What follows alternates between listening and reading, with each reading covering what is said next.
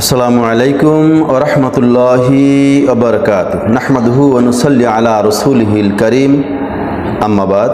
দেশ এবং প্রবাস থেকে যে যেখান থেকে পবিত্র কোরআনুল কারীমের সংক্ষিপ্ত আলোচনা শ্রবণ করতেছেন সকলকে উদাত্ত আহ্বান করব, আপনারা সকলে আমলের নিয়াতে শ্রবণ করবেন ইনশাআল্লাহ।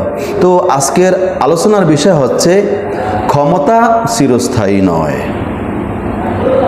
আল্লাহ সুবহানাহু ওয়া তাআলা পবিত্র কোরআনুল কারীমের সূরা আলে ইমরানের ভিতরে ইরশাদ করেন, কুলিল্লাহুম্মা মালিকাল মুলকি তুতিল মুলকা মান তাশা। হে রাসূল, আপনি বলুন আল্লাহ হচ্ছেন রাজ্য এবং সাম্রাজ্যের অধিপতি। তুতিল মুলকা মান তাশা, তিনি যাকে ইচ্ছা রাজত্ব দান করেন। ওয়াতানজিউল মুলকা মিম্মান তাশা, এবং যার কাছ থেকে যখন খুশি রাজত্বকে ছিনিয়ে নেন।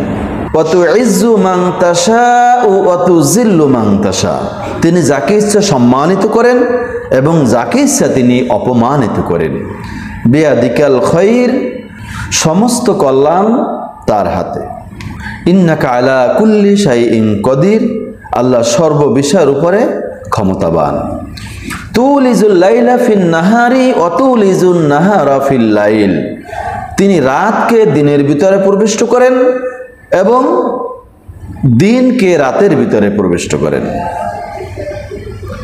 ওয়া তুখরিজুল হাইয়া মিনাল মাইয়াতি, তিনি জীবিত থেকে মৃত্যু করেন। ওয়া তুখরিজুল মাইয়াতা মিনাল হাই, এবং মৃত্যু জিনিস থেকে পুনরায় জীবিত করেন। ওয়াতারযুকু মান তাশাউ বিগাইরি হিসাব, এবং তিনি যাকে খুশি অপরিমিত রিজিক দান করেন। লা ইয়াত্তাখিজুল মুমিনুনাল কাফিরিনা আউলিয়া মিন দুনিল মুমিনিন, এক মুমিন আর এক মুমিন ছাড়া অন্য কোনো কাফের মুশরিকদের সাথে বন্ধুত্ব স্থাপন করবে না। ওয়া মা ইয়াফআল যালিক, তারপরও যদি সে কেউ এরকম বন্ধুত্ব স্থাপন করে, ফালাইসা মিনাল্লাহি শাইইন, তবে সে আল্লাহ তাআলার পক্ষ থেকে কিছুই পাবে না।